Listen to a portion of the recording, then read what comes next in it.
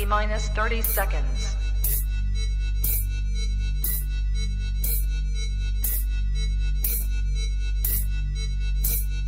T minus 20 seconds.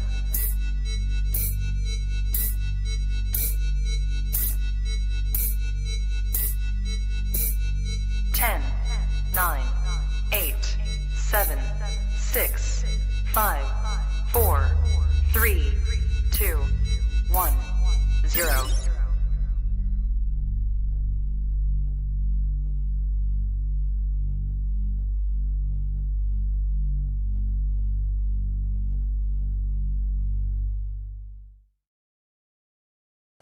Hello, everybody. Welcome to episode 41 of All Monitor Talk. I am your host, Jen Black of SOAR Magazine, and with me is my partner, Mike Stefani of Mike's Monitors. Hey, Jen Squatch. How you doing, beautiful? I'm good. How are you? Oh, good. Let me do my thing here. All right, peoples. Anybody who loves these animals that we work with and nurture and breed and just keep as pets, go join USARC. There's many levels. There's many tiers that you can join at on a yearly subscription, or just hit the page, the website page, and follow along. And if you see us at any of the shows, donate, volunteer. Thank you very much. USARC, they fight for our rights. Today's sponsor is Blake's Exotic Feeders, the best quality quail in the market. Hit up Blake's Exotics for your quail needs. And then, hey guys, real quick, I forgot to say this during sound check, but Mike, can you please say some kind words in regards to the Vin Russo situation? And I sure will. Friday, just so you guys know, Friday will be the actual fundraiser episode. Next Friday, 6 o'clock Pacific Standard Time. But go ahead and say some good words about Vin if you don't mind. Absolutely. Well, you heard it right there from nephew MJ. Vin Russo, who's a great guy. I've known him for a few years, see him at a lot of shows. He had a fire and he lost some of the most literally cutting edge animals in the boa and in the reptile world. So as Mike just said, Friday is going to be an episode dedicated to Vin. And today's episode of All Monitor Talk, any super chats that come in today, they're going to fund donations for Vin's rebuilding. And he suffered a tragic thing. The guy built this collection over 37 years. I mean, this is no joke. He's a real pioneer in this stuff and a great guy. And it really breaks my heart that things like this happen to good people. So if you find it in your heart to throw us a super chat, it's going right to Vin Russo, and I know he'll appreciate it. Great guy. Go ahead, Jen. All right. I think we already did this already. Blake's Exotic Feeders, the best quail in the industry. Please hit up Blake's for all your quail needs. Hey. And today's episode, we have the one and only Ari Flagle. I've known you for years, Ari, and on the internet. And just earlier in this year, you were giving a talk at the Reptile Talks, and I was giving a talk at the Reptile Talks, and we met, we shook hands, hugged. I met Ryu, and it was like an honor for me. And we actually got a chance to sit down at a little table, and we shot the shit. And you're a great man in this game, and the field work you do is like it's amazing. And unfortunately for me, I can't even go hunt the railroad tracks anymore because my legs are broke down. But I vicariously lived through you and all your adventures. So thank you for all you do. I've seen you ride around on that scooter. You ain't that slow. Yeah, I need a four-wheeler to go where you go, though. Yeah, yes, right. No, thank you for that, man. I really appreciate that. We've known each other a long time, back in the King Snake days and all that, and we've spoken various times through the years, and then it was really nice to sit down and just kind of shoot the shit with you finally. I wish we had more time. That's how we always say, but I think I'm gonna sneak out to Monitor Fest this next one, so we'll have some time. Well, you will be an honored guest for sure. Oh, please. I'll just stay at Brian's place. Yep. That's there all you it go. is. Drink all his scotch. I think he's got a pretty large enclosure that nothing's in. He'll probably let you crash out in there. I'm cool with that. I can put my hammock in there. Well, you know what I'm saying? Like here, I think I'm like throwing shock your way. Man, you live in the woods of New Guinea, so I'm sure his cage at Monitor Fest wouldn't be too far of a stretch for you. Yeah, exactly right. Yeah, exactly. No, it'd be fun. But no, thank you guys for having me on. It's great. And Gin Squatch, thank you also.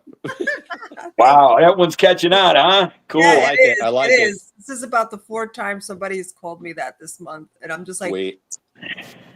I kind of very good. I like That's it. good. That's good. I like it. So, Ari, let's. I mean, there's so much I want to talk to you about, and I hope you'll agree to come back sometime for Ari Flagle 2.0, because there's no way in this hour and 10 minutes, whatever we do here, that I'll be able to, ask everything and talk to you about everything I want to know. But something that's very near and dear to my heart, and I know it is to you too, obviously, is I've always been a naturalistic kind of keeper. Yeah. And to see the work that you've done at Reptilandia Lagoon in Texas there, dude, you're like next level naturalistic enclosures. I love watching the videos of the male croc monitor swimming in the creek and the female pacing him on land. I mean, where else could you see that? Nowhere. So thank you for.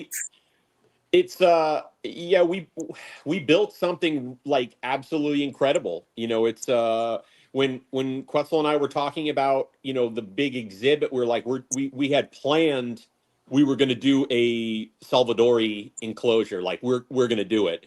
So, it was just like, and when I was building some of these exhibits, I would walk by every day and I saw this huge space left. And I'm like, I've got to do these other exhibits first before I even can consider mentally tackling this enclosure, because the size of it is just like it measures 60 feet by 30 feet high by 20 feet at its deepest point. There's a giant waterfall in it. There's giant carved concrete trees in there. There's a water platform for them to be on top. It's everything that you would want to do to be able to set up an enclosure for these animals. And it provides so much interesting observational situations, and it really kind of helps us fine tune the husbandry for these animals with what's working and what doesn't. I mean, I'm not aware of anybody setting up an enclosure to this size.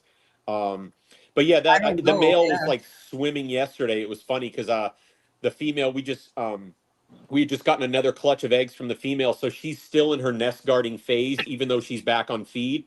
And I'll send Quetzal like these messages every once in a while, because he was out of town for a bit, and then I sent him like a picture of like the female and the male are like laying on top of each other asleep, and it's like, they're so bonded. It's just really funny. And then they'll tussle during the daytime, and she's like, whipping him to get him away from her territory, and it's just really, really fascinating behavior to see. Well, you had said something. I'm sorry, Jen. I just want to touch on this point. Yeah, you had made a very important point, and I try to explain this to people. Like, we'll just use water monitors, for example, Mertens, anything. People, they hear that word water monitor and they think, I'm going to give them this big, huge thing to swim in. And, that's great. However, all monitors, they deal with water, no problem. However, one important point that you just pointed out that I like to get across to people is they don't always want to be swimming. So if you have a shallow ledge or something that's, 4 or 5 inches underwater, where they can just park their ass up on there, put their nose up out of the water and wallow in the shallow water and not have to swim.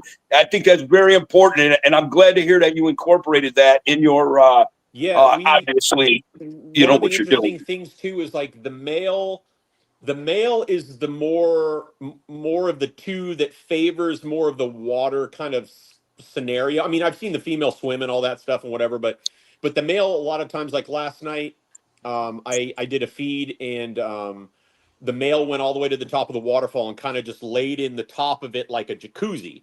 Yep.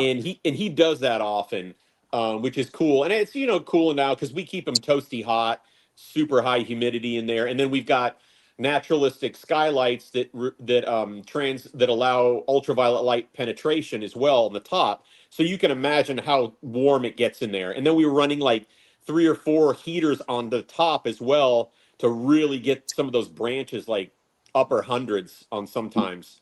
Nice. That's Real nice. That is so incredible. That's as close to nature you're going to get. It's pretty close. I mean, our biggest thing though right now we're working on is just vegetation wise, because I mean, you've got like, obviously for aesthetics, it looks so much nicer to have lots of plants and things like that. And we want to have that because you don't only just, get the visual, the visual kind of thing about how nice it looks, but the animals feed off of like that, the moisture that's released, the oxygen that's in there. There's biological things and stuff like that too.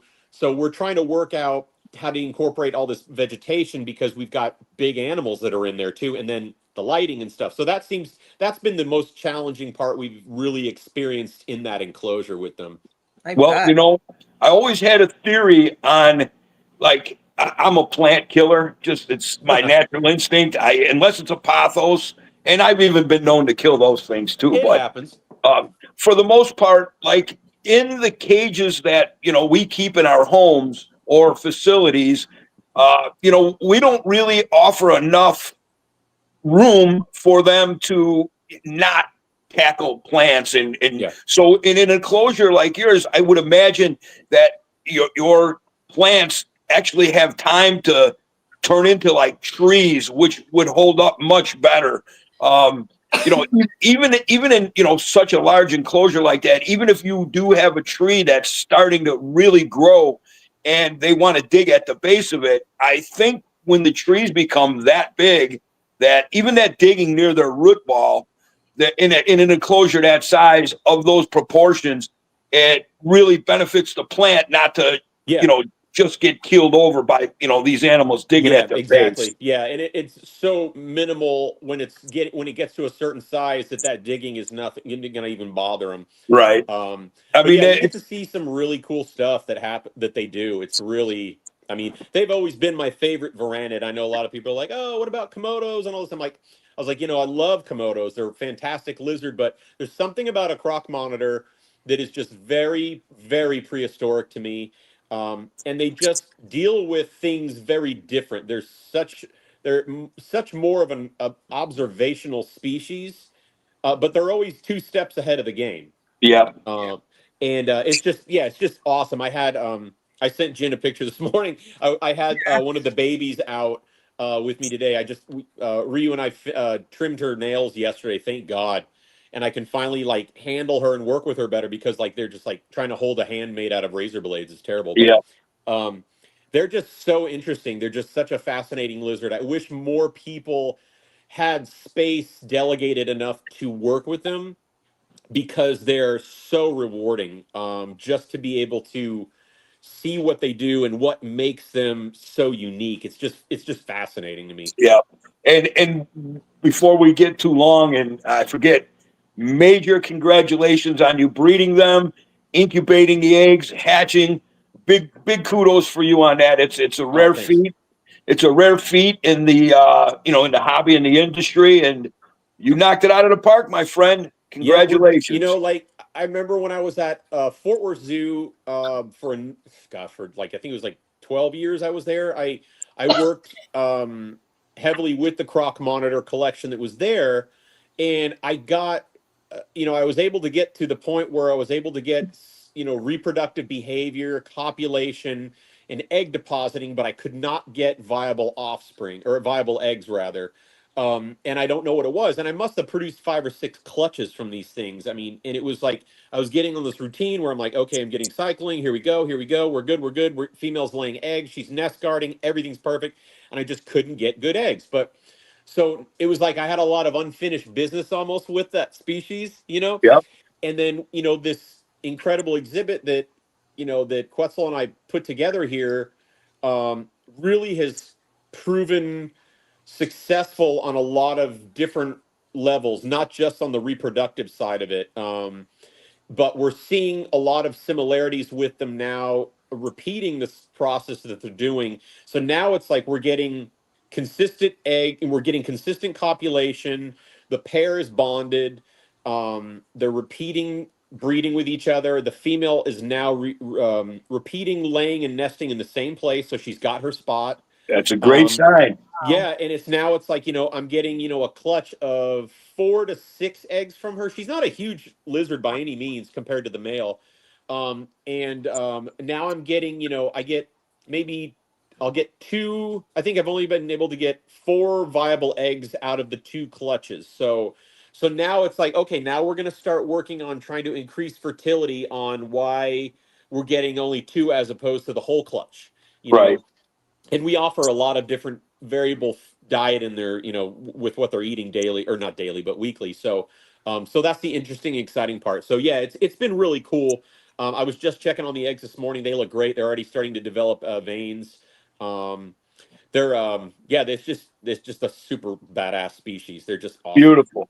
Now, I would be, I don't know, I'm a retired cement finisher. So I would be, and I might be saying this wrong, I would be remiss if I didn't say this for my protege, Nick Lillis. Can you explain your, because he's getting close too. Can you explain your nesting a little bit? Because, Nick he's worried about nesting. So, it seems to be a big issue with them is nesting.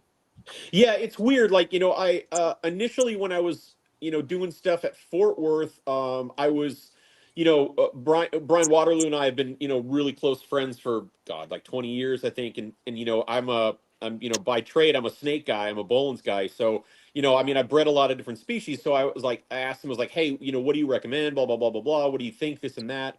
And we bounced off a lot of ideas, and we did, the arboreal nest, box. We did the terrestrial nest box. We did a trash can. We did all this stuff. And, it seemed to be that in this scenario, Quetzal and I initially, we had built up a lot of, substrate in the back areas at the bases of the big trees. Initially what I wanted to do was to construct a arboreal nest chamber for them at the very top of one of these gigantic trees I built. And we even had the tree hollowed out. So it would be basically a permanent structure, and you would access it from inside of the tree. So you'd pull eggs out that way. But we never, went full term with that because obviously I don't know if there was really a need, because what we thought we were going to be, or how do I say this? What we thought she would go for, she completely ignored. And she basically was like, well, I'm going to go find something else I like. So we had set up these areas that we thought she was going to initially lay, and she chose a spot right directly underneath this like ridiculously hot heating element we installed in these enclosures. So, it's interesting that, in the temperatures are like 120 degrees on the surface. So she laid them down underneath that. So the temperature was really a critical factor, I feel. But the substrate where she laid, I feel like it was more temperature related than what the substrate she really preferred, I guess, because it was more or less sand. She kind of kicked out a bunch of stuff, and it was like a pile of sand she started laying it in. So there wasn't a lot of soil in it. There wasn't a lot of moss in it, things like that. It was more or less a drier nesting spot, which is weird. So when I get the eggs, I got to make sure I get them that next morning, if that night, because they're drying up so quick underneath there. And then, we were, talking about that before. We just stick the eggs, they get pretty dimpled. We just stick them in the incubator box, seal the box up, and leave them the hell alone for like 2 or 3 months, and they pop back up, and they start developing. So I don't know. Just, I think the biggest thing I was finding was options for them, because what I thought she was going to lay towards or in was the opposite of what she decided to do. Right. And she did it again in the same place. So I'm like, all right, well, so we're going to continue doing it over there. That's her spot. She likes it, That's one lesson I hear a lot of people, I try to stay humble, because we don't know what we're doing. We're not lizards. So if we offer many choices, these lizards are the professionals. They know what they're doing. It's up to us to offer many options for them. And then once it becomes routine, like you're saying, it's the same spot, it's the same texture of soil, humidity, temperatures, then we can comfortably sit back. But, until things become routine, it's always, we got to listen to these animals because we don't really know what the hell we're doing. I mean, and touching on that, what you just said about listening to the animals, I feel like the hobby, a lot of the newer generation of herpetoculturists, they're not aware what it means to listen to the animals. They haven't experienced that, or they haven't been shown that, and that is critical to be able to determine if the environment is too hot, too dry, too humid, if we're missing a factor that's required for success, or just for longevity for that matter, not even reproduction. So I feel like that is such a critical stage in the introductory of keeping animals, whether it's monitors, snakes, turtles, tortoises, anything. You've got to be able to learn to be able to understand what that animal is wanting and what it's needing. Absolutely. It's like they'll communicate. And again, people think I'm crazy when I say this stuff, but however, guys like you and people who understand these animals, they tell us. Yeah. They talk to us. They show us what they want and what they don't want. And it's up to our brain to figure out, okay, he don't like it there. It's too hot. It's too humid, up, down, whatever.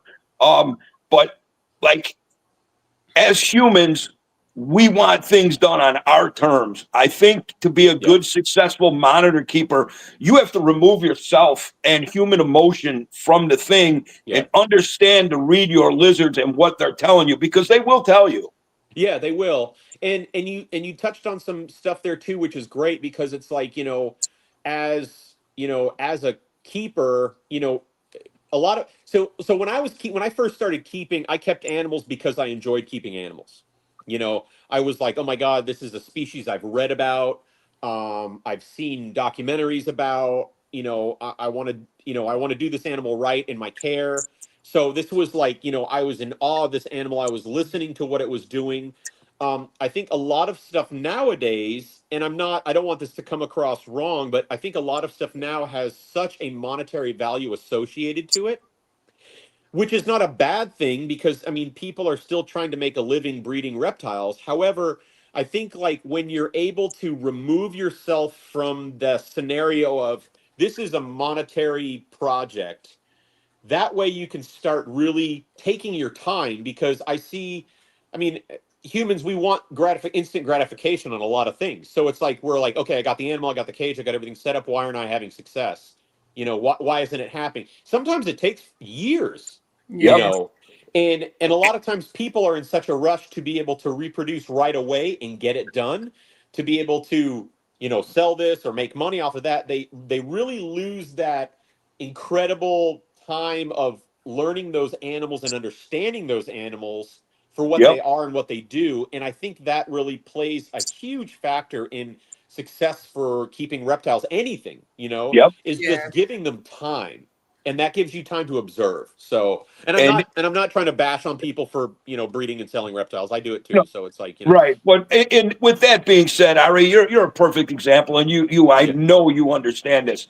So breeding, and I'm not talking about, ball pythons, and I'm not cracking on ball pythons or hognose snakes, things in a drawer that you could have a whole room full of them with very little heat, blah, blah, blah. Monitor lizards. By the time you factor in your electricity, the daily work you have to do with these animals, and your food bill, we're not doing this to make money, because we don't. We're doing this for the love of it. But if I get enough money to keep my wife happy, I'm good. Right. And the big enjoyment, and this is where I think people go wrong when they have that financial motivation in their head. That shouldn't be the motivation. The motivation is, man, look at the stuff the stuff I get to see, the stuff I get to do. To me, you couldn't pay me enough to do this. I mean, I would love to. paid more for it, absolutely, but it's the reward doesn't come financially. The reward comes from like a job well done, that you've done your animals in a good way to where they're happy, they're breeding, and in my opinion, that is pretty much bare minimum husbandry. Is them reproducing. Longevity. Exactly. Longevity is another big factor of successful keeping. Yeah, and definitely with Varanids too. Yeah, that's a big one. But yeah, I completely agree on that. I mean, it's such an area I feel that's kind of overlooked or kind of pushed aside, to just be like, don't be in a rush. You work with your animals, learn your animals. If you don't succeed the first time, don't get rid of your animals. It's not the animal's fault. Right. That's the thing. And I know. And to give it an example too, like, because I mean, my background predominantly is working with Boelens pythons, and that is an animal that is a very tricky snake to be able to reproduce. And tell me about it. Yeah, right. I know, right? You had the first front row of that, and from all the years and years of me working with them and seeing the kind of roller coaster phase, popularity. With this species, you get a lot of people that are like, oh, I just bought a group of these adults. I'm going to breed them and I'm going to sell $1 million, $1 million of this stuff. And then the first year they don't breed them, and then they sell all their animals, and then those animals are gone. So now that we're segueing into the Boeleni, let me give you a quick. Hold on one second. I gotta interrupt you guys because I have a bunch of people here and I have some super chats. Cool. So, all right. Morph Avenue, Mike Duval, welcome. We have DFW Arboreals. Sorry about that. We have Catherine, the Reptile Reps Whisperer. Hey, how you doing, Cat? Asiatic Soldier, Dickie Foster. We also have Amy's Reptile Adventure. Hi, Amy. And Dickie Foster has given us a super chat. Thank you so much. As you Thank well you, know, sir. going straight to Vin. And then we have our Nikki Lillis, and he's also given us a super chat. Thank you so much, Nick. Thank you, Nikki. And here we have Iridescent Obsession, who's joined us, and Exotic A1 Pets. Thank you, guys. Eric Westermoreland has joined Hey, Eric. as well, and we have a super chat from William Powell. Thank you so much, guys. Thank you, Bill. Thank you. And yeah, let's go on. So as you know, I mean, I started out as a snake guy too. Of course. I kind of found my niche with North American desert rat snakes, the whole story. Everybody knows it. Yeah. When I got tackled by the Varanid bug, they're a different type of animal. Everything is extreme hot, extreme soil, large enclosures. They're extreme. Their intelligence is second it's a to different none. Animal. Yeah, it's just a different entity. Yeah. So when I got offered these Boeleni on a breeding loan, obviously I love all reptiles, and so I've often researched Boeleni, of course, looking at all your work and attempts and the humidities and all the migrations that they do. Very complex animal. Yes. So when I got these things here, and I was talking like to Scott Flood and researching your data from the field, it's like everything as a reptile keeper, more so a monitor keeper. It's like, wait, what temperature? It's like I would call Scott because I got him like in fall, and I put him in the cold side of my basement, and I was really worried. So I'm watching the temperatures, 72. I'm like, wow, okay, well, she just shed 72, and she's still 72 got you worried? Well, at first, because I knew I had to go lower, right? Yeah. So it got down to 65, and they're still eating, shedding, pooping, and like that freaked me out. I'm like, most at 60, 65 degrees, most animals would shut down, or very slow. So Scott Flood told me, he goes, got to get them lower. I got finally, with the outside temperatures, it actually bring my basement into these good temperatures. I got them down to 60 is about the lowest that I got. And it freaks me out. 60 degrees, they still eat, they still poop, they shed. It's just, it blows my mind because it's different than what I'm used to. So they really freak me out. So kudos to you for all the field data and stuff. Thank you. Yeah. We would be. Scott's a great guy. I talk to Scott often. He's really doing a great job with the species. I'm excited to see what he does when he starts breeding his captive bred animals to, his captive breds to captive breds, which is going to be really exciting to see. It's funny because like that temperature, it's like, I've been in the Highlands, checking areas, and it's like, I think I took the coldest temperature I took was 49 degrees in the morning once. Wow. And they're down in their burrow, they're all cozy, it's like in the 60s, and they're fine. And I remember one time when I had one of my big groups that I had at a different house, a very good friend of mine, Russ Gurley, he would come over, we'd do like reptile shows together and everything, and he hates the cold. He's always complaining about it. And I'd be doing my breeding trials, and he'd come over, and he stays at my house. He's like, oh man, I hate coming over to your house when it's breeding season. And I said, what are you talking about? He's like, oh man, your house is freezing for those snakes. And he's just laughing every time. And he's like got a jacket on, and he's like, and I'm like, oh, I love it, man. I love the Highlands. It's perfect. Yeah. But yeah, it's a real a mental mess up with that when you look at it, because it's like, you've got these temperatures that, by all accounts, like you said, if animals were exposed to that, they would be shut down. They don't want nothing to do.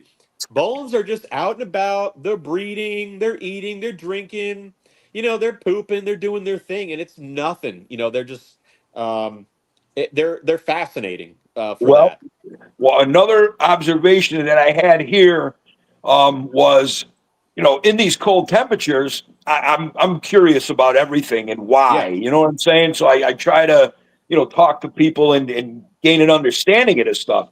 And when the lights would go out, and the cage itself was 65, between 65 and 60 degrees, at night, I know it's getting a little colder than that even. So I would come down and I would temp gun the animals, and 9 times out of 10, the animal, no matter what time of night it was, if they were at these cold temperatures for an hour or 4 hours, they were always about 10 degrees, 10 degrees higher than the ambient air temperature.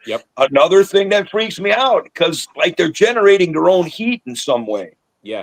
No, it's really interesting. That's crazy. It's, I did a study for I think it was like for 2 years. I did it for two winter cycles, where I let during the winter, and we get pretty cold because I'm in Texas. We still get pretty cold in the winter.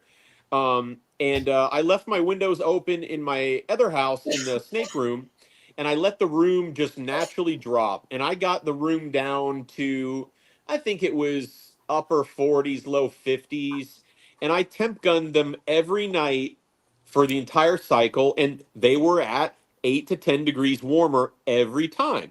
Crazy. And I'd go in there and I'd open up the door, and nobody, I would see them all balled up, and I'd lift the hide box up, and head would turn right back around, tongue flicking, looking at me. I was like, all right, cool, leave you alone. And it was really interesting through that whole cycle, being able to look at that, where they were able to generate that or hold on to that temperature that they had been able to save throughout the day. So, but they're fascinating. They're just absolutely a fascinating animal. Yes, definitely. So much I want to talk about. So when I was watching you at the Reptile Talks, something I found super, super interesting about your field observations was you had said how everything around in that cloud forest is wet. Everything is wet. However, when you put your hand inside their den, that was very dry. So the adaptability of this species, it's unique. I don't think, it's like almost I want answers, So Yeah. it's like, how did this animal, find itself in these highlands and then adapt to these extreme conditions? It blows my mind. And Oh yeah, again, it's just fascinating to think about it. Yeah, it's very like it's a highland habitat, so there's constant cloud cover that comes throughout multiple times a day. It brings in like a light mist to a rain. It's always raining. At some point of the day, you'll see some rain, and then you'll get these openings in the clouds where it zaps the ground with this super high intense UV radiation and heat. So it dries these certain pockets up. So it'll get very dry in certain areas and then it'll maintain that humidity and the dampness. But the burrows and the nests that they're using, it's just ambient humidity in there. Like I remember grabbing, like on my first nest that I was able to see, where I was fortunate enough to see, I stuck my hand in there and I saw the female in there, so I grabbed a clump of the soil around it and I pulled it out and I tried wringing it out of water to see how much moisture was in there. And a little bit of water came out of it. It just clumped up, just like this perfect ball of just, I don't know, awesomeness, I guess. right.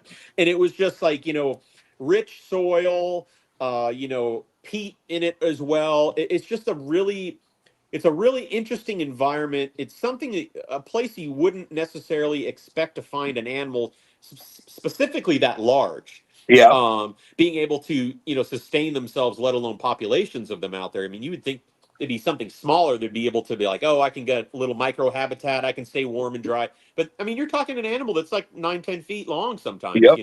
It's a big animal. But yeah, they're that it's really cool. The habitat's really bizarre. It's like a highland bog almost sometimes. And then I've found, a couple of these cliff nests as well, which are really interesting also. But yeah, they're fascinating. I mean, I talk about bones for days. Absolutely. So with what you're saying about their habitat, highly organic. Everything they're on and in is there's no rocky soils, there's no sandy soils. It's all a lot of, like, we'll just say, decomposing organic materials. It's decomposing organic vegetation. There's layers and layers and layers and layers of vegetation that have just, I mean, it's like prehistoric jungle almost in some of these areas, like ancient forests, like, because it's like these habitats are just like dense undergrowth of vegetation and roots and things like that. So, a plant dies and then it disintegrates down and another plant goes over it. So you've got basically like these layers of vegetation that you're almost walking on in some areas. And is it real soft and puffy? Yeah, like it'll like you can kind of squish down in a little bit of it, and it always kind of freaks me out because I don't know if it's just cliff underneath or if there's anything underneath me, and sometimes it's been just straight. God only knows what's under there. It's like but it's almost like these compact vegetative layers of habitat that they'll go under, and it maintains humidity, security from anything, and also shields them from excessive heat or excessive UV exposure, things like that. It's a perfect environment for them. But they're so in tune with that environment. That's why it's tough for me when I see animals that are kept in more of a sterile environment. Just because I see them in this incredible habitat, and not to say that they're not going to flourish in that kind of environment because, you provide everything you need and stuff like that. It's just, I just do it differently. So. Right. I'm the same way. I'm always been naturalistic, bioactive soils. And, I guess people tell me that's not bioactive because I don't have plants. However, I have all the little, springtails, roly-polies, millipedes, centipedes, everything lives in my dirt. And when they poop, all my workhorses, break the stuff down. And now I got to say that, I've been doing that for years. So if you don't know what you're doing with these organic substrates, I could imagine it would be detrimental, and maybe sterile would be better for you, but it's not better for the animal. So once you learn that balance, you're going to benefit your animals for sure. Agreed. Yeah, I agree. So now I wanted to get on a subject. As far as my verandas go, I'm not a UV guy. I'm not a UV guy, and I'm not a UV guy because me and you, Ari, we're old dogs. Back in the day, there was like one bulb, and their whole and their whole marketing scheme was, after 6 months you got to lower it 2 inches, and after 6 months after that you got to throw your $80 light bulb away and get a new one. And I just never bought into that. I have my own theories on how calcium synthesizes in these animals with high heat and vitamin D3. Cool. However, I'm starting to, when you look at an animal like a Boelen python that's, jet black for the most part, and they live under this intense UV radiation, I'm wondering, if I'm missing the mark, and I'm not saying it's detrimental to their health or anything, but I would like your opinion on how beneficial UV exposure is to them, and at what point are we offering enough? Could we offer too much? Like, I would really like to understand that more. Yeah, so that whole thing is like that's been like a really good topic that I've talked about over the years, and I've been really interested in. And I mean, I've brought in like light meters and light intensity gauges and all this crazy equipment with me in the Highlands and stuff like that. And I've taken readings, and I've taken like light intensity readings and all this stuff. And it's really intense UV. It's always there. It's part of their habitat. Do I think it's beneficial for them in captivity? Yeah. Do I think it's critical? Not necessarily. I don't know. It's one of those things that is still like lighting, in my opinion, that area of research is still really under researched, in my opinion. Mine too.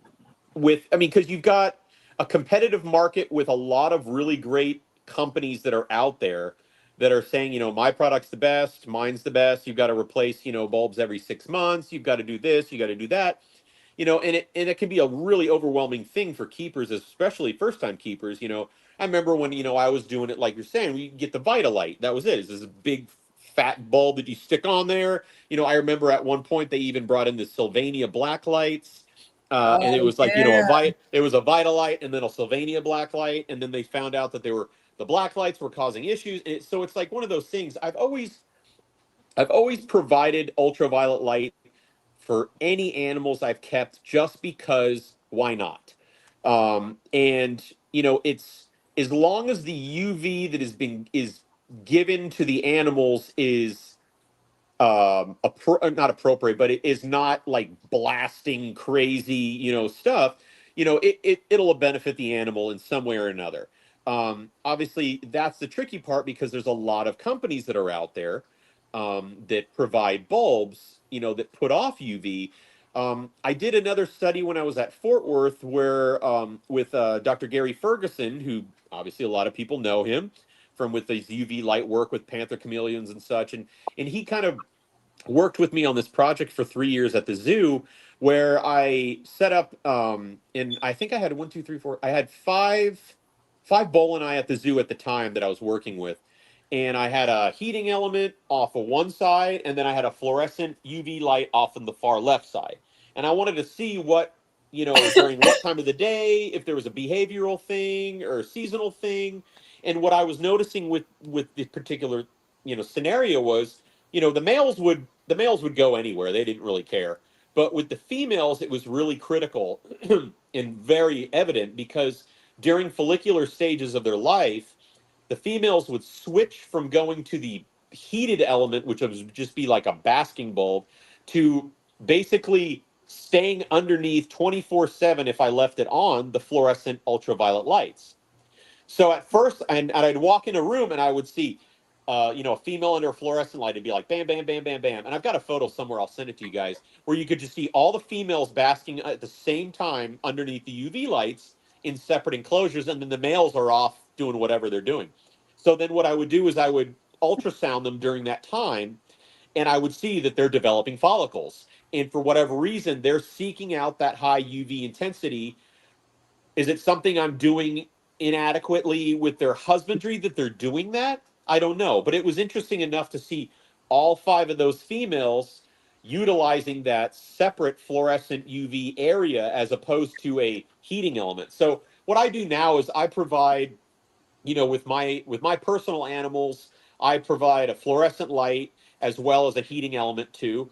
And when they're larger, then I'll incorporate UV with heat as well. On the big enclosures we have at the facility, I've got fluorescent UV bulbs, and then I've got separate stuff. I got all sorts of stuff in there too. So I think to kind of answer your question, I think it's a good thing to offer it because it's not going to hurt them. It's going to help out, if anything. The only thing that would hurt them is if you were to take advantage of inappropriate types of UV lights that are being sold. That's what worries me. Because there's a lot of companies out there that are producing stuff out cheaper than the other guy, claiming that they do better.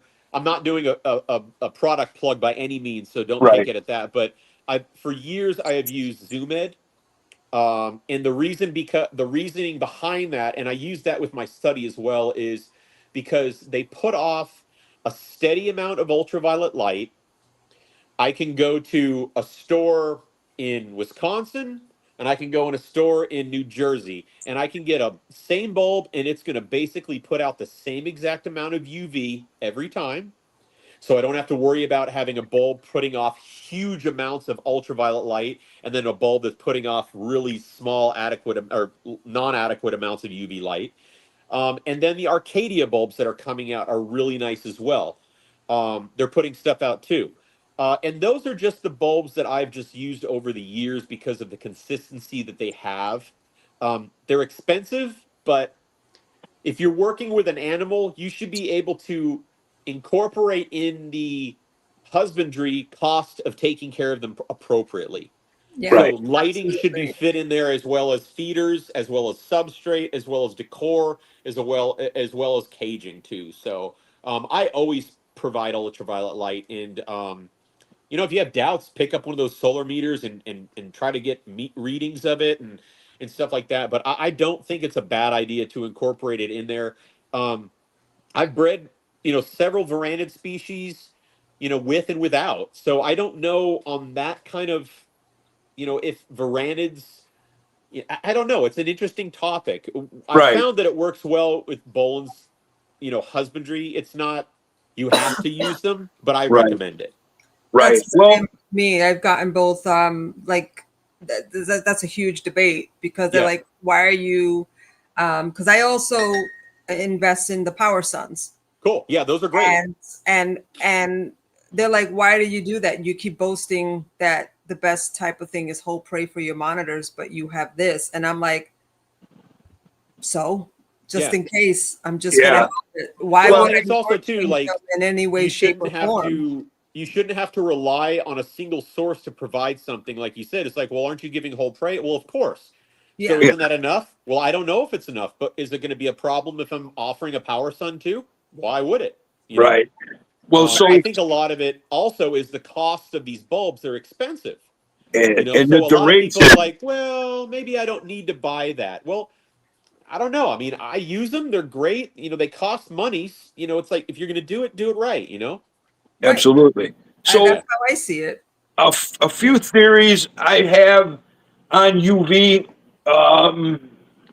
radiation through keeping, many different species of varanids that, and this is what I want to get onto with the Boeleni, but let me walk you through my theory with the varanids, and then it kind of coincides with the Boeleni. So species like Kingorum, Pilbarensis, I don't, just for example, Ackies, Kims, if you look at their scalation, especially King Gorham is it's what set it off for me. When you look at their scales under basking, you can see they're almost pyramided with like a translucent, cast to their. Cool. There's definitely something there in their scalation, and I was thinking that is this to repel high levels of UV, or is it to bring in more? I would think if it was to bring in more, most varanids would have that. Yeah. But since they're in such intense sunlights, that I think it's more like they have the eyelid that closes, that's clear. Not clear, but it's white, so they could see shadows overhead and whatnot. So I think that when they are basking in intense UV, that these prism type things, in my opinion, and I have no way of thinking this other than it's just my observation, that these prism features on their scale are more like to throw away. Yeah, they're like refracting it. Thank you. Yeah. Now, with that being said, everything we know as human beings, football players put that black shit under their eyes to keep the light out of their eyes. Now we're talking about a snake that's jet black mostly, and lives in one of the most intense UV habitats on the planet. Now, and then they have the iridescence and the velvety skin. Is this to soak in more, or is this to refract? It could be both. Right. It could be both. The one interesting thing with behavior in the wild is now my experience with Boeleni in the wild is about 90% with females. I've only experienced. I got a male last year finally because they're more cruisers, so I don't really know as far as if it coincides with males, but females will come out and they typically bask not early morning. I'd say like late morning, like around, there's like about a window where they're out for a couple hours and they bask and then they're gone. And they could be drawing in massive amounts of ultraviolet light, from those periods of time, as well as heating their bodies up just to maintain that temperature through that night once they go back into the thing there. A couple of years ago, I did a really cool thing on the scales. I got one of those cheap like microscope lenses that you put on your phone, and I took pictures of Boelen skin, and the scales were really, really interesting. But the really cool thing was, and you can see this, and I'm sure you've seen it with your sheds. On the heads, a lot of the time, a real mature animal will develop these almost like pit holes on the top of the top of the cranial scales. And so the next time you get a shed from one of your animals, look at the top of the scales on their head. They almost pit down into the skull, where it's like you could put a small pin right through it in a way. So I don't know if that has anything to do with it as well. The whole thing is like, this is lifetimes worth of research, to figure things like this out, or even if we do figure it out. But I think, these small little areas, like, if you're studying like scale development and how they work in the natural worlds, that's fascinating stuff, because it helps go back into our husbandry, the natural behavior and whatnot. So it helps us at the bottom line understand what we need to provide for our animals, not just Boeleni, but like all these other animals, like you were saying, like with the King Orem, it's like their scales are like these like kind of like, not pyramids, but they're like reflecting like the light and stuff like that. Right. There's so much more to these animals than just, the visual beauty and and uniqueness of them as well. Yes. They recently found out that there's actual like metal around Komodo dragon's teeth. I saw that. Yeah, that's super cool. Is unheard of. Like, people think about that, and you think about Jaws from like James Bond. But like, oh wait, Komodo dragons have teeth like that. And like, no, you nitwit. Like, no, it's different. Okay. I often think about Dre Williams too when he's got the gold grilling. Hi, Dre. But it's one of those things, I think, that's why we love reptiles so much is because Yeah. it's a constant. It's a constant step forward. Well, it in should learning all be. these It different should be a things. constant. That's the thing. It should be a continuous educational experience for us. We are in the presence of them learning, and they should be teaching us. And but we a lot of times we're not paying attention enough to see it. We're Yeah. too busy with every day and looking on our phone and looking this and that and the next TikTok, that we're not observing these animals and these critical little behaviors that we're seeing. Right. Absolutely. Yep. Absolutely. So another thing I came up with during our conversation just now, this really literally never popped into my head. Yeah. When we were talking about okay, minus the high UV values, but the cool, damp conditions, the organicness of Yeah. their habitat. I see people, they moved to Florida and they were going to breed verandas outside. However, I could tell anybody, I've never done it outside, but I could tell you, we lose too much control when we try to do things outside. We can't control, and you might get a female Mertens right up to a cycle, and then the sun decides it's not going to come out for 3 days. Temperatures change, reabsorption happens, and you've lost, a cycle of animals. However, my point is, and I wrote this down, and I don't. This is a straight question I'm asking for you because you've been there. The state of Washington, right? Yeah. Up in the what is that? The northwest corner. I know where you're going with this. How would they do? And of course, not in the winter, but how would they do outside Boeleni, outside in Washington? I don't know. I think they could. I mean, I think if you were able to control a couple things, I think they would do really well. I've really wanted to do an outdoor kind of thing. I'll throw this old name for you. So Stan Cherish, remember that one? Oh yeah. Yeah. So Stan, I've spoken to Stan over the years and stuff, and I remember back in the late 70s. Well, I'm 79, so I remember this when I was getting older, going back, and late 70s, when the Boeleni craze kind of really picked up a lot, and Paul Miles produced them out there, produced them at his facility for the first time in captivity. And then Stan had built this beautiful indoor-outdoor enclosure for them in Florida. And I remember seeing pictures of them, and it was a setup where it was like, this gorgeous bioactive enclosure. It was like, 10 feet by 10 feet. I mean, it was huge, plants and ferns and all these different areas to go. And then it had a big outdoor pen that they would go out and go back in and stuff like that.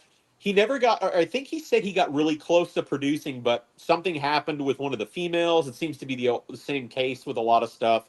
I do know there was a couple in Germany a number of years ago that I had spoken to when I was putting together Serpents in the Clouds that sits in there, and they had their animals outdoor all year round, and they were producing.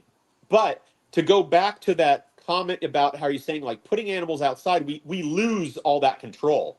We can only do so much because, like you said, like, what happens if we get a freak storm that comes in, it changes everything. Our routine's done. It's like the cycle we worked so hard to get up to, it's out the door. But to get them to naturally cycle on their own in an environment outdoors could be really cool to do. I'd love to be able to do that one of these days, to try to set up something where you could control it to a point, but it's still outdoors. Right. Yeah. I think with that, like, with my need to move, like I'll be moving soon. I'm still very paranoid about that. Like you said it best, like you lose control. I'm not breeding. I'm just a keeper. Yeah. And even with that, I'm just kind of like really nervous. And I think that I'm going to have an attachment to the home for indoor and outdoor. So I'm going to have a little bit of both worlds, because if something happens, I know that I can move them indoors. Yeah. I think that's a good compromise. I think that's the best compromise, to have some sort of indoor-outdoor option, because you still are providing the benefits of the natural outdoor environment, the natural sun, the wind, the air, all that thing, all that stuff, the smells. That's all really important things for animals. But then if you have an issue, you're able to, you know, bring your animals in. And then also too, you've got to deal with, not just the husbandry aspect of the taking care of the animals. You have to deal with, taking consideration theft, Yep. natural, pests that you might have an issue with, things like that, that aren't something we're having to deal with indoors. Like Yep.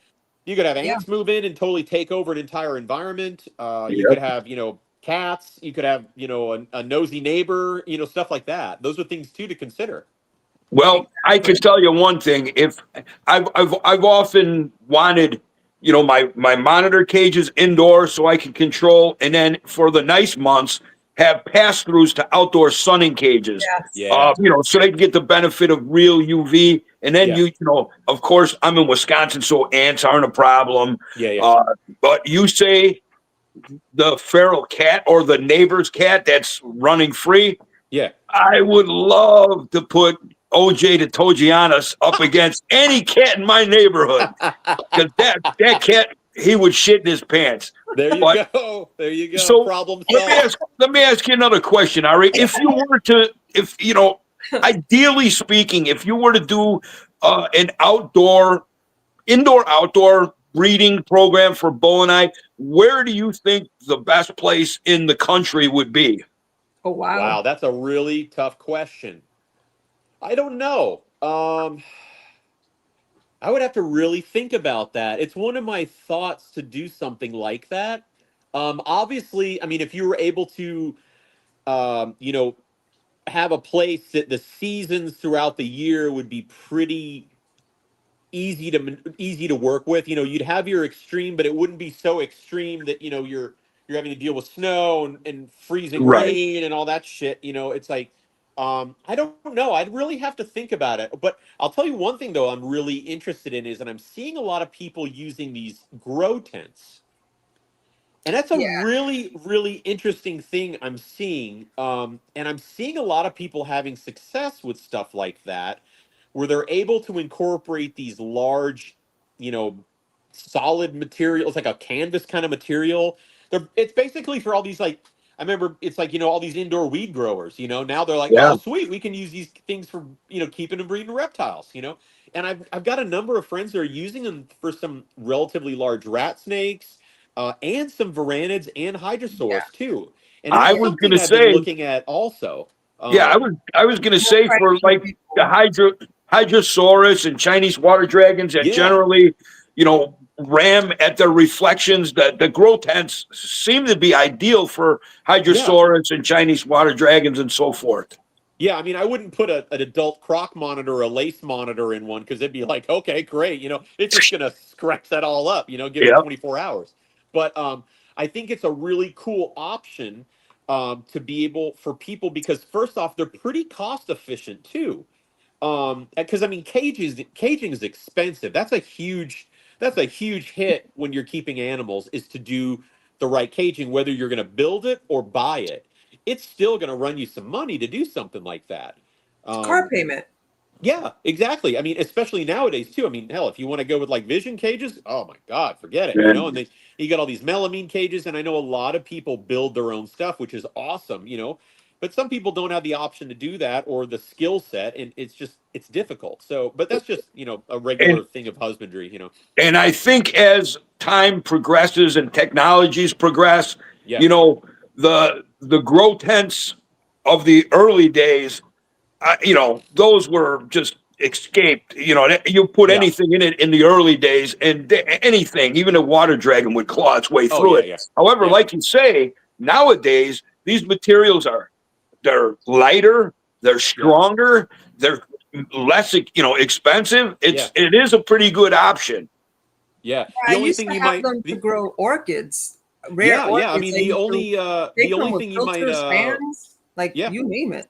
Yeah, I mean, the only thing you might run into is just having helicopters over your house, thinking you're going all these weed tents. Yeah. Yeah. Or what a shock that would be if they came in your house looking for weed and they opened it up and OJ greeted them, I right? was gonna say, OJ comes flying out. I told you not to go in there. Yeah, right. Yeah, I told you I don't have weed in there. Yeah, that's funny. So, let me think while we're on the subject here. So we're getting at an hour, and unfortunately, Ari, I hate to do this to you, but I got a retirement party to go to, and so while you're at it, please, while we're at this, please tell us where people can find you, your books, your data, your Boeleni research project. Give it to us all. Give it to us all so people can, join in. So it's a retirement party, huh? Yeah. Yeah. You're not sneaking over to Portillo's, right? No. This is, you know what? That would be great if they had Portillo's, but I don't think so. It's a fancy. It's a fancy thing. I always tell Brian whenever I visit, we got to go to Portillo's. It's fun. Absolutely. But, so people can follow me on Facebook. I've got a really nice Boelens group there. And it's a real positive area for people to just swap information, show photos of their animals, ask questions. There's no negativity. I don't tolerate any of that shit. So if anybody starts on it, they're out.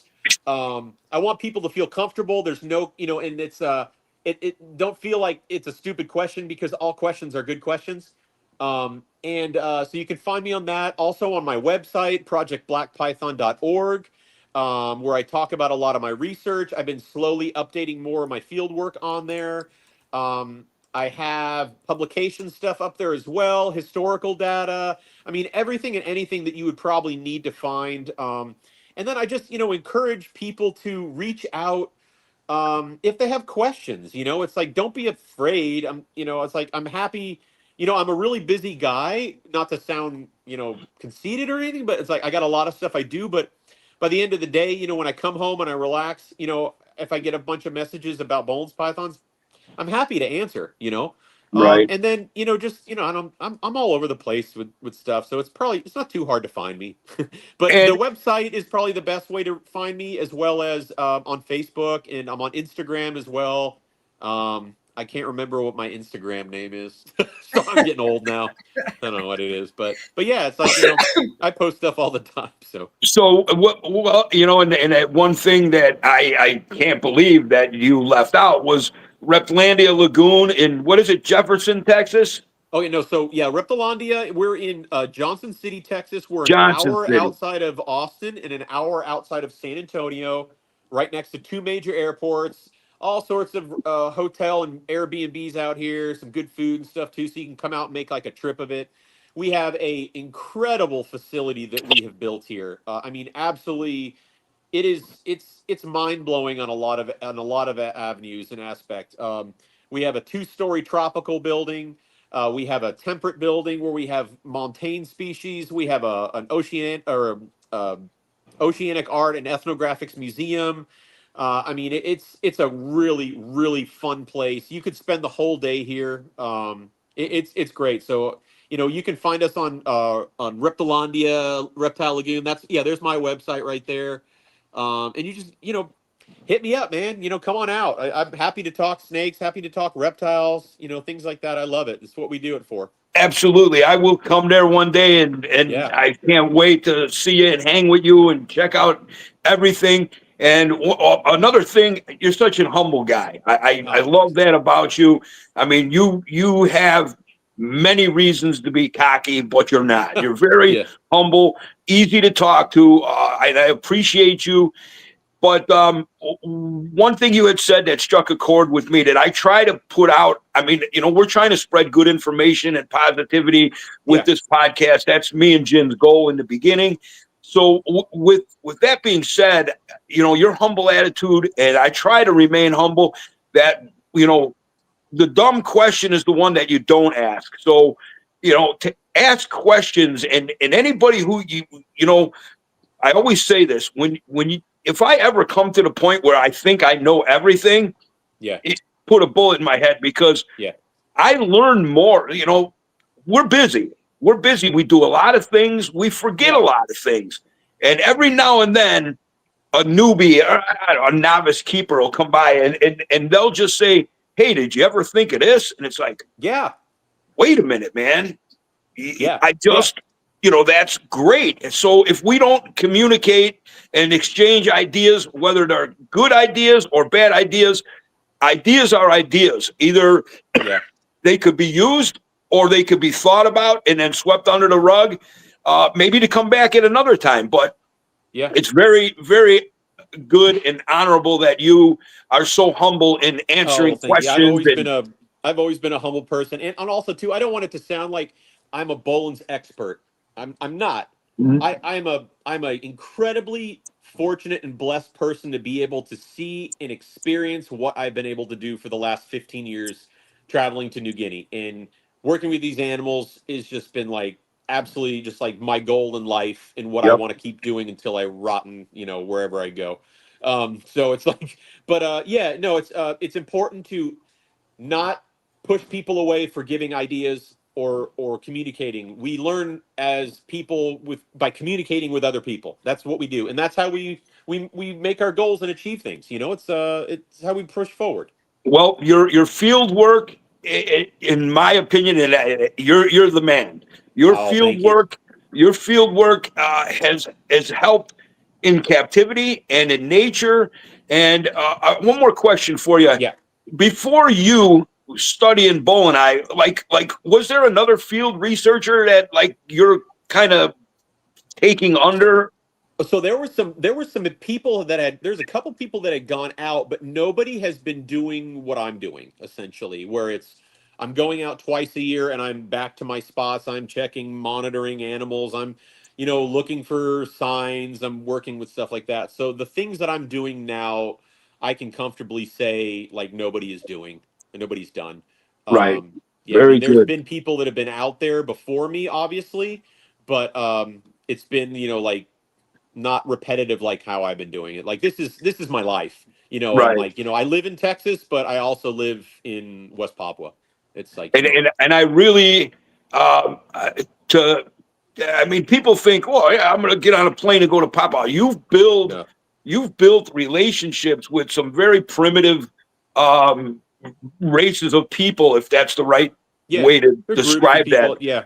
So your ability to understand and be accepted by these other people speaks volumes for the kind of person that you are, because Oh, thanks. I really don't think that you could say, "Hey, I'm going to go look for blue tree monitors and get on a plane and go there." I mean, you might wind up with your head cut off. Yeah, I Maybe mean, maybe not that extreme, but you understand what I'm well, saying. the places I go to, you can't just show up. I mean, you can't. You'll either get arrested or you'll get kidnapped or you'll get killed. I mean, it's flat out. And I get people asking me, "Oh, I want to go with you. I want to go with you." And I'm like, it's not a trip that I take people to go with. I've taken one or two people and I've really regretted it, because it's almost been like, Not a vacation. no, it's not a vacation. This is really dangerous stuff. Right. And a lot of it is just not seen. And the other thing is, that person might not come back. I do. So I have to deal with it over and over and over again. So Right. wherever I go, I want all my interactions to be 100% positive. I want to be very, very minimal with what I'm doing out there, and I don't want to disrupt things. I go in, very non-flashy. I don't boast around anything. I'm not throwing money everywhere. I don't have all this gear on me. I'm incognito when I'm there. I just blend in. I do my stuff. I spend time with my family group. I help pay for, food for them and help support their kids. And then I leave and then I come back again, and that's what I do. And that's how, so I'm giving back to the communities there. I really try to support them, because they're poor people. They have nothing, Right. they live off the land, Right. Which, are they really poor? Or I don't know. I think or they're are pretty. we the poor ones, We in are the the poor rat ones race? because the people out there are the rich ones. They are the rich ones. That's what I Yeah. say. They're not eating chemical food, and Nah. there aren't I don't have to people. worry about, who turned the TV off. Is the electricity bill going to be high? Right. Right? The boob tube that just Yeah, dumbs the you boob down, tube. Yeah. But man, what a great episode, Ari. Of course, I will talk to you away from Yeah. this. but we would like to have you back on, again. Wonderful. And I'd happily come on anytime, you guys. yeah, and so let me just say this before we scram here. Not next week, the week after that, because we go every 2 weeks. Man, we have got a fantastic guest, and you might know her, Ari. Do you know? Do you know that girl, Ryu? Yeah, she's a pain in my ass. She does all kinds of things with really small, cool lizards. Yeah, she's a badass keeper. She's Absolutely an incredible person, and she is a badass keeper. Ryu has really blown me away with just what she has been able to achieve with in these last 5 years working, alongside with me, and like I'm, and she's teaching me things, which is awesome, and that's what it is about.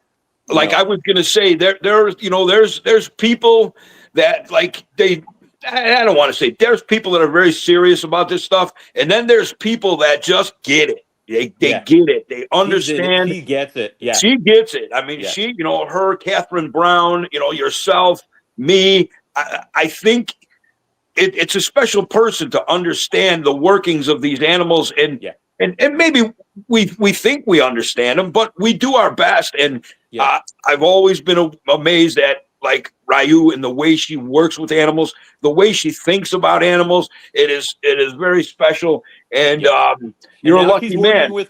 Now she's working with Ruticollis too. I seen that. But you know what? I told her, I said, I can't believe all these years working with Vranids, and I love Ruticollis. I've never kept one. Same. But they're so cool. They're so cool. Yeah, I remember back in the day, in the early days, when Ruticollis, like before probably the last, 15 years, prior to that, Ruticollis in my mind were always these longer, slender, big black lizards. Yeah. Then you started seeing the gray and the blue, and then the brown with the yellow. Oh yeah, and that face, that big long, that beak like bird face. Oh, they're so cool. Just I don't know, maybe a couple of months ago, Cold-Blooded Shops had bring in some large, the black ones from the old days. I was like, oh man, I would love to get them. They were gone like that. Yeah, that's a species that needs to be in the hobby. They need to be worked with, because that'll be another one that's gone. Yeah, absolutely. Yeah. But awesome. Well, thank you guys so much. Yep. And we're going to have Ryu in 2 weeks. And and again, one more thing. God, I can keep doing this. So when I met you guys, it was shortly after, and I always mess this up. Bumby.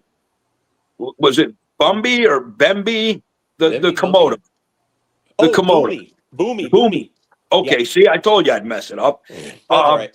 Man, as an animal lover, and I put myself like kind of in Ryu's shoes, and I know how hard she worked with that animal, and I know she legitimately loved that animal, and I get it. You guys are in a zoo setting, and things, that's how things go. But man, that would have tore me up, man. And it did. It was rough. It still is. But it was rough. But I look at it as we had our good cry, and we had our good talk about how we feel like we really benefited from that, because we got to let him teach us. And I've worked with a lot of Komodos in the zoo world, but he was a very special animal, and we're not done with Boomy. We're going to see him again. Right. Well, the thing that Ryu had said that really, I mean, it just goes to show you her character. Her character. Yeah. She's like, Mike, it really hurt, but it's very bittersweet. And I'm like, well, what's the sweet part of it? She said, well, that we watched our beloved animal grow up and leave to do what he should do in a breeding program or whatever. Yeah. So, I mean, it's heartbreaking, but it's also a blessing to see your animal going on to do what he should do. Yeah. It's like our kid going off to college. That's exactly what she said. And I was like, wow, I never even thought of it that way. Yeah, no, he was an incredible animal. He served as an amazing ambassador for the species. People loved him, and we enjoyed every second we had with him, and we'll see him again. Yep, I'm sure you will. It's his turn to do what he does and charm other people with his his comical behavior. Absolutely. Well, Ari, we're about an hour and 22 minutes. And like I said, we could keep going. Yeah. Thank you so much for coming on, Oh, Jen. no, thank you guys. Thank you for all that you do behind the scenes for me and this and us. And take us out, Jen. All right, everybody. Have a wonderful rest of your weekend. Join us again August 8th with you on All Monitor Talk on Trap Talk Reptile Network, the coolest reptile network in the world. Bye, everybody. Thank you. No worries. All right. You got to tell me when we're off, Jen. All right. Hit end stream.